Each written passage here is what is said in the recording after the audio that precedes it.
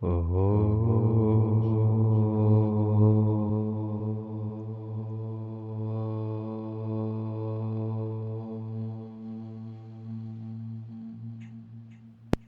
दोस्तों।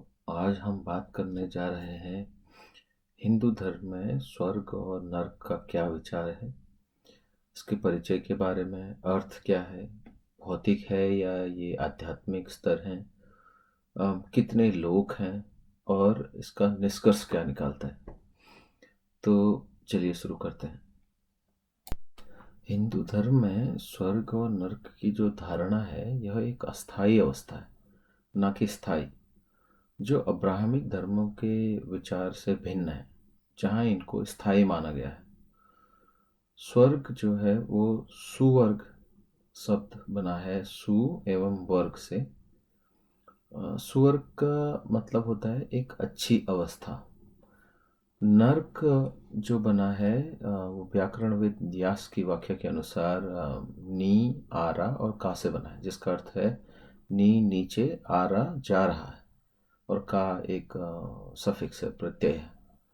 दोनों शब्द स्वर्ग और नर्क ये कई लोगों के संग्रह के लिए प्रयोग किए जाते हैं। ये दोनों एक स्थायी अवस्था है, स्थायी अवस्था नहीं है जैसे मैंने पहले बताया, बल्कि एक अस्थायी अवस्था है जो कि तब तक रहती है जब तक आपके गुणों या अवगुणों की जमा राशि शेष है। जैसे ये जमा राशि लाभ या हानि समाप्त होती है, मानव दोबारा से पृथ्वी में जन्म लेता है और गुणों को जमा करता है। भगवद गीता के अध्याय 9 श्लोक नंबर 21 में भी कहा गया है, ते तत्त्वं भुक्त्वा स्वर्गलोकम विशालम क्षीणे पुण्ये मर्त्यलोकम विसंति एवं त्रयी धर्म मनु प्रपन्ना गतागतम काम कामा लभन्ते। अर्थात स्वर्ग के विशाल सुखों का आनंद लेने के बाद जब उनकी योग्यता या गुणों का भंडार समाप्त हो जाता है तो वे नश्वर लोग यानी सांसारिक स्तर में लौट आते हैं। इस प्रकार जो लोग भोग की वस्तुओं की इच्छा से प्रेरित होकर वैदिक अनुष्ठान करते हैं वे बार बार इस दुनिया में आते हैं और जाते हैं। हमारे शास्त्र भी स्वर्ग प्राप्ति की इच्छा की भी आलोचना करते हैं। श्री कृष्ण इस श्लोक में अर्जुन को समझाते हैं कि स्वर्ग के निवासियों के दिव्य सुख अस्थायी है। इस प्रकार स्वर्गलोक में पदोन्नति प्राप्त करने से आत्मा की शाश्वत खोज पूरी नहीं होती। हम सभी पिछले जन्मों में कई बार स्वर्ग में रहे हैं और फिर भी अनंत आनंद के लिए आत्मा की भूख अभी भी तृप्त नहीं हुई है। हिंदू पुराणों के अनुसार ब्रह्मांड में 14 लोक हैं, 7 ऊपर और 7 नीचे। अब इसके बारे में बात करते हैं कि ये भौतिक है या आध्यात्मिक स्तर है। वेदों में, विशेष रूप से ऋग्वेद में, स्वर्ग और नरक की अवधारणाएं भौतिक की तुलना में अधिकतर अमूर्त यानी कि निराकार है। वे वास्तविक मूर्त संसारों की तुलना में होने के बजाय आध्यात्मिक अवस्थाएं हैं। स्वर्ग और नर्क के विभिन्न स्तरों का जो विवरण है ये पुराणों में मिलता है। यहाँ पर यह कहना अनुचित होगा कि वेद और पुराण एकदम भिन्न हैं। दोनों के अलग अलग उद्देश्य और दर्शक हैं। वेदों में मन की आध्यात्मिक खोजों की उच्चतम अभिव्यक्तियां हैं, जिनमें विवरण बहुत गूढ़, संक्षिप्त, प्रतीकात्मक और सूक्ष्म है। पुराणों जो है वो वेदों से बीज विचारों को लेते हैं, उन्हें कलात्मक और काव्यात्मक रूप से विस्तृत और बड़ा चढ़ाकर पेश करते हैं। पुराणों में विचारों को नया रूप दिया जाता है जो कि कम सारगर्भित, आसानी से अधिक जानमानस को समझ में आ जाए। तो यहाँ पर जो कंपैरिजन है फिजिकल या स्पिरिचुअल स्तर का, उसमें दोनों है कि वेद जो है आपको आध्यात्मिक स्तर के बारे में बताते हैं, स्वर्ग और नर्क के, और पुराण जो है वो फिजिकल लेवल्स की बातें करते हैं जो कि सामान्य जनमानस को आसानी से समझ में आ जाए। अब हम इसके लोकों के बारे में बात करते हैं, इनके स्तर के बारे में बात करते हैं। स्वर्ग जो है, हिंदू धर्म में 7 स्वर्गों का उल्लेख मिलता है। ये सारे लोग ब्रह्मांड के अंदर ही स्थित हैं। जो 7 ऊपरी लोक हैं वो हैं भुवः, भवः, सुवः, महः, जनः, तपः और सत्यम। तो थोड़ा इनके बारे में डिटेल में बात करते हैं। जो पहला स्तर है भुव, वह क्षेत्र यह पृथ्वी है जहाँ हम निवास करते हैं। इस लोक की प्राप्ति होने का अर्थ ये है कि मानव का भौतिक संपत्ति या भौतिक आवश्यकताओं के प्रति लगाव अभी भी मौजूद है। हालांकि कई लोग इस लोक में भी चेतना यानी कि कॉन्शियसनेस की स्थिति को प्राप्त कर सकते हैं। जो दूसरा लोक है वह है भव। यहाँ वो लोग निवास करते हैं जिन्होंने सांसारिक क्षेत्र में पैदा होने के बावजूद अपने जीवन में संतोष और तृप्ति पाई है और चेतना की उच्च अवस्था रखते हैं। नेक्स्ट लेवल है स्व।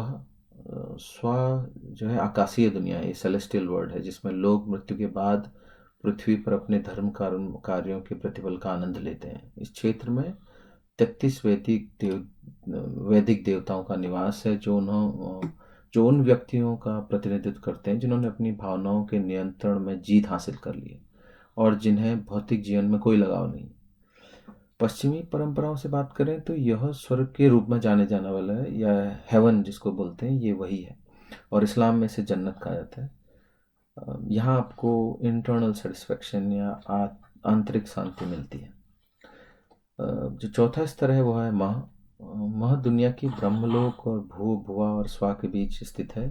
यह चेतना का क्षेत्र है जिसमें भृगु मुनि और मार्कंडेय जैसे महान पौराणिक ऋषियों ने पाया था इस लोक को।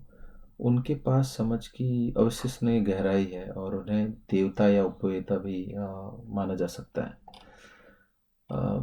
अगला स्तर है जानना। यहाँ बोध या ज्ञान का स्तर है जिसे ईश्वर चेतना के रूप में जाना जाता है।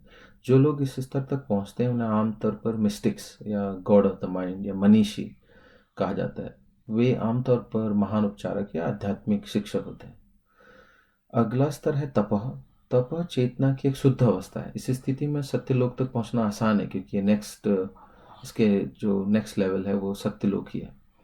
इस लोक में वास करने का अर्थ ये है कि आप पूरी तरह से इनलाइटेंड हैं, प्रबुद्ध हैं। जो अंतिम और सबसे उत्कृष्ट लोक है वह है सत्यलोक और सत्यम ब्रह्मलोक है। यहाँ सत्य समाधि का निवास है, सच्ची जागरूकता की उच्चतम अवस्था जिसमें आत्मा स्वयं ब्रह्म के साथ जुड़ जाती है।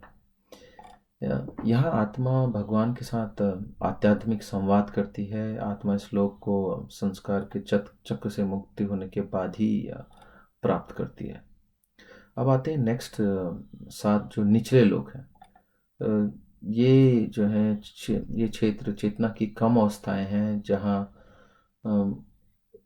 उच्चतम निवासी जो है वो भौतिकवाद के एक भव्य जीवन का आनंद लेते हैं जिनमें बहुत कम आध्यात्मिक अंतर्दृष्टि रखते हैं। पुराणों में इन लोगों को सूर्य के प्रकाश से रहित यानी कि अंधेरे ग्रह के रूप में वर्णित किया गया है जो आत्मज्ञान के निम्नतर स्तर का प्रतीक है।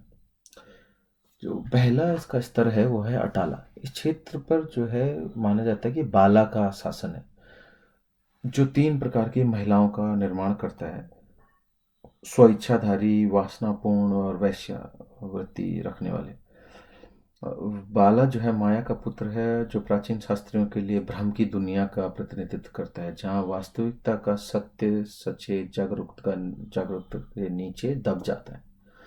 स्त्रियां भावनाओं का प्रतीक हैं जो तृष्णा को जगाती हैं, मन पर विजय प्राप्त करती हैं और इन्हें स्वार्थी, कामुक और लालची बनाती हैं। व्यक्तियों को बस पता नहीं है कि यह अहंकार ही है जो उनकी इच्छाओं को बढ़ाता है। जो अगला स्तर है वह है विटाला। विटाला के निवासी अज्ञानता की स्थिति में रहते हैं। वे आमतौर पर सफल लोग होते हैं लेकिन आध्यात्मिक विकास के प्रति उस हद तक प्रतिरक्षित महसूस करते हैं या इंसुलेटेड महसूस करते हैं कि जिस हद तक उन्हें विश्वास ही नहीं होता कि यह मौजूद है। हालांकि वे उन राक्षसों से अवगत हैं जो अपनी चेतना में रहते हैं और उन्हें अनदेखा करते हैं, लेकिन उन्हें भ्रम होता है कि वह गलतियां कभी कर ही नहीं सकते। जो अगला स्तर है वो है सुतला या सुताल ग्रह पर असुरों के प्रमुख दयालु राजा जो है बलि महाराज का शासन है। असुर जो राक्षस हैं जो देव और देवताओं से लड़ते हैं। इस क्षेत्र में लोग अपनी गलतियों से सीखने में सक्षम होते हैं। यह माना गया है कि आप गलतियों से सीख सकते हैं। इसलिए हम देखते हैं कि बाली जो है भगवान को भगवान विष्णु का आशीर्वाद प्राप्त होता है। पश्चिमी परंपराओं में बाली जो है वो सैटन है, शैतान के बराबर है। तो ये बेसिकली गिरे हुए आदमी को दर्शाता है।